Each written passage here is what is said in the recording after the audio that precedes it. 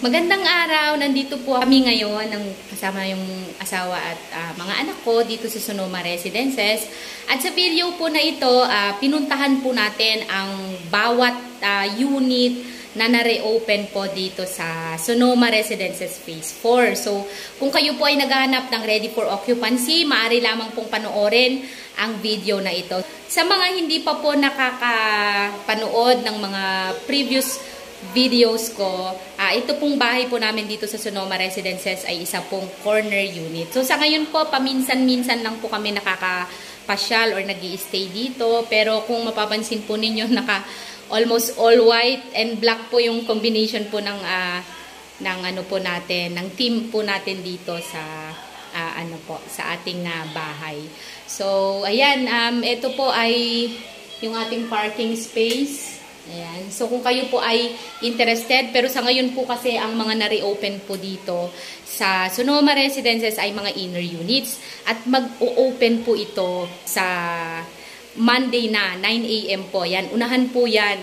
Pero kung kayo po ay interested na at gusto nyo na pong makapag-avail, yung nasa video po na ito, meron po tayong mga specific block and lot po na pinuntahan na available na at pwede na po siyang i-reserve kahit ngayong Saturday or Sunday. Ayan yung pintuan po na yan po yung extension po natin na 2 meters po dito sa likod. Gagawin po natin yan later on na laundry area. Ayan, so medyo makalat pa po ito. Ito po yung aming kitchen area. Ayan, yung mga ganyan pa lang po sa ngayon. Bukas po, i-celebrate na ang Mother's Day. Kaya naman po sa lahat po ng kapwa ko, nanay dyan, Happy Mother's Day. Alam ko po kung gaano kahirap. Lahat po ng sakripisyo ng isang nanay ay alam na alam ko po yan dahil danas po natin. So, ayan, Happy Mother's Day po sa inyong lahat. Sa mga anak po na gusto pong regaluhan ng house and lot ang ating mga magulang, pwede nyo po itong maging daan or yung mga ready for occupancy natin. Malay nyo po, ito po pala yung pwede nating maihandog sa ating mga magulang, hindi po ba? And sa mga katulad ko po na yan nga po, iniwan na po ng nanay. So, sa Mama Susan ko and sa Nanay Mirna ko po na ngayon ay alam ko, nakapiling na ni Lord, ay Happy Mother's Day sa inyo dyan sa heaven. Alam ko masaya na po kayo dyan at palagi nyo po sana kaming bantayan. Uli, panoorin lamang po ang ating video para makita po ninyo ang mga available units po dito po sa Sonoma Residences. Ayan, so ito po ang main road ng Sonoma Residences. Ayan, so yung mga nakikita nyo po ng mga single attached po dyan, duplex, ay part po yan ng Sonoma Phase 2. And then, ito pong kalsada na ito ay papunta po sa Sonoma Extension. So, ito pong nakikita nyo po ng mga units na ito ay part po yan ng Phase 4 po ng Sonoma. At, ang good news po ay ipapakita ko sa inyo ang mga na-reopened units natin na ready for occupancy po and available na po ito for pag-ibig processing. So kung kayo po ay naghanap ng malapit sa Metro Manila na house and lot na ready for occupancy, meron po tayo dito sa Sonoma. So ayan po. Ito po ang main road at pupuntahan po natin yung specific po na block and lot na available. So ito pong mga units po na ito ay part po ng Block 181. So, mula po dito sa kanto, ito po ay corner unit eh. So, ang na-open po dito na available ay Block 181 Lot 6. So, pangatlo lang po siya. So, even numbers po kasi ang counting po dito, 2, 4, and then 6. So, mula po sa kanto, mula po sa main road, pangatlo lang po itong unit na ito. Ayan. So, ito po ay available po sa Monday to reserve. So, kung kayo po ay interested po dito po sa Block 181 Lot 6, ayan, pangatlo po mula sa kanto, available po ito ngayon. Sa Monday po yan, available for online reservation. And yung Block 181 Lot 10, kasi 6 po ito, 8, and then yung susunod po is 10. So ito pong lot 10 na ito, ayan, ito po yan ha. Ayan, ayan, na-reopen din po yan. So, ito po ay available.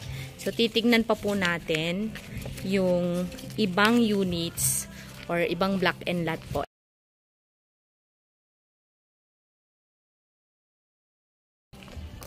Pupuntahan po natin ang block 8. Ayun, ayan. Ito. So, pang 9 po ito. Ayan. Pang 9 po yan mula sa ayan. Sa main road. Bilang po tayo, 9. Kanina po yung pang lot 6, pangatlo, lot 10, pang 5, at yung pang 10 po mula po sa main road. Ito po, yan. So, kayo na lang po ang mag-decide kung alin po. Ayan, kung makikita nyo may mga materials po kasi po may nagre-renovate na po dito sa Block 182. Ayan po. So, i-maximize niya na po yung extra lot po niya dyan sa harapan. So, ayan, tignan po natin. Meron po tayong mga list dito. Lahat po muna ng mga available sa Block 181. Ayan, so, paikot po kasi itong Block 181 eh. Tapos, nakapalaman po yung Block 183 and 182. Ayan. So, dito po sa part na yan. Ayan, later on po masasarahan po yan kasi yung extra lot po na yan para po yan dito sa unit po na yan. So, yun. So, dito po meron po tayong available na Block 181 lot 45. So, 41, ito po yung ano natin, 41, 43, and then 45. So, ito pong pangatlo na ito ay na-reopen po. Yan. So, mula po siya dyan. Okay.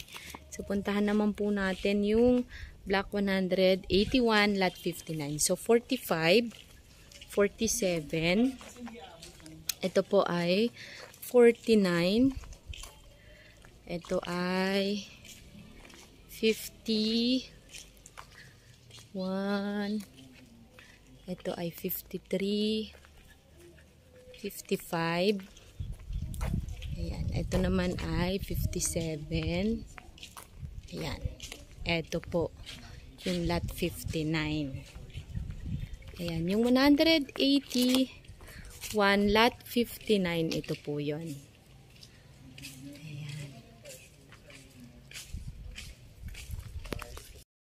So, ito po yung Block 181 lot 59. Mula po dun sa kanto na pinanggalingan natin, ayan po, yan po yung distance niya. Pero, dito po sa between 182 and 183, meron pong kalsada dyan. Ayan po yung nakikita nyo po na yan. Or, pwede po kayong dumaan dito. Ayan. So, meron din pong kalsada dito going to main road. So, napakalapit lang naman po niya. So, ito po ay Block 181 lot 59. So, ito po siya. Ang ganda po ng pwesto niya ha. Ayan po. Ito po. Ayan. So, available po yan. Ayan. So, pupunta naman po tayo sa kabila nito. Ay mga even numbers. Itong part po na ito, yan. Odd numbers po ito. And then, pupuntahan po natin yung kabila. Kasi usually, pagka mga regular townhouses po, ay ganito po siya. Yung may katalikuran. So, pupuntahan po natin yung Block 181, lot 46. So, sa kabila po. So, nag-iisa lang po yun dun sa kabila. So, dito po sa may tinuro ko sa inyo kanina na later on magiging sarado kasi nga po ay pag-aari po nung next na itong end unit po na ito. Sa kanya po itong area na to. Yan, ito to. Yun po ano na to, mako-close. Even po ito, i-close niya rin po yan. So, yan. So, kung mapapansin po ninyo ay ano na po ito, fence area na. Ayan, pag nilakad po ito, ayan, dire-diretso lang po yan, basketball court po. Ayan. So, ganito po yung itsura. At ang na-reopen po dito ay lot 46. So, mula po dito, ito po ay lot 40, 42, 44, 46. Ayan, dito rin po, ito po ang Block 180, yung lot 6 yun. So ito, na-reopen pero hindi pa siya totally ready for occupancy. Pero, yun nga po, kasi wala pa po siyang mga bintana. So, na-reopen po yan. Pero, as of now po, kung tayo halimbawa, ikakash po natin yung down payment, mukhang mag-wait pa po tayo ng mga ilang months. Kasi nga po, wala pa po siyang mga bintana. And yung pintura po sa baba, hindi pa po tapos. So, ayan na nga, maglalakad tayo mula dito po sa Block 180 and 181. Pupunta po tayo sa Block 183. So, yung 183, may isa rin po doon na open. So, kung kayo po ay interested na naghahanap din po ng ready for occupancy na accessible sa Metro Manila at malapit, mga estimate po natin 30 to 40 minutes po ito from Monumento. So, kung kayo po ay interested, pwede nyo po akong i-message. So, ito, Block 182 po ito ha. Magkatalikuran po sila. And then, pupuntahan po natin yung Block 183. So, yung lot 18 po doon ay na-reopen. Isa lang po. So, ito po ay malapit lang. So, kung kayo po ay interested, dito magpapareserve po muna tayo ng 6,300. Kung halimbawa magpa-reserve po tayo today, so count lang po tayo ng up to 7 days, yun po yung period ninyo to settle po yung 50,000. And then let's say kung 250,000 po, 260 plus po yung down payment, yung remaining po natin na nasa 210, kailangan po natin i-settle either 6 up to 12 months. So, yun po yung option natin. Ayan, so nandito na po tayo sa mga even numbers po ng Block 183. So, hanapin po natin yung Block 183 lot 18. So, ayan, dito po tayo nang galing sa loob ha, kasi galing po tayo sa kabila. So, ayan. So, yan, magbibilang po tayo.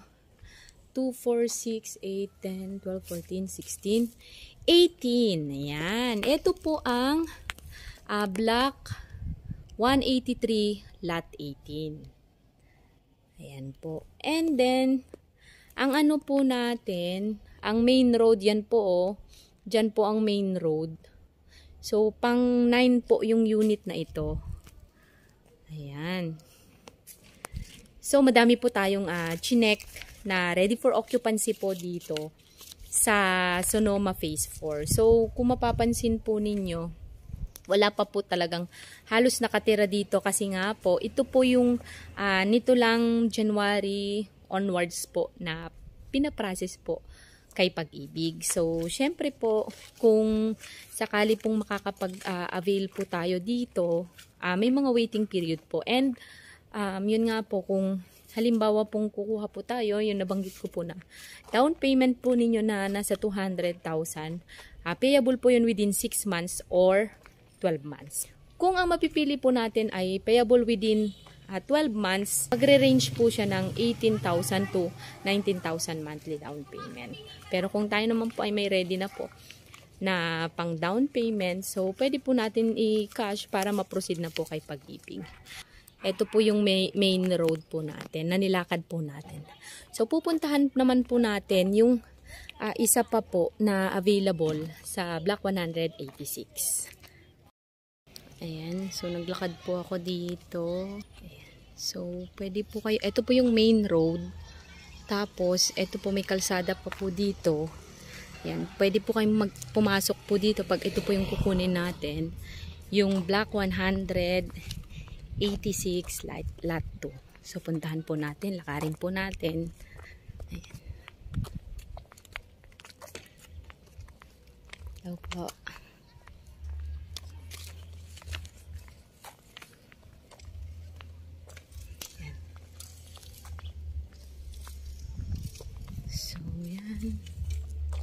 Ito, yung pangalawa po mula doon.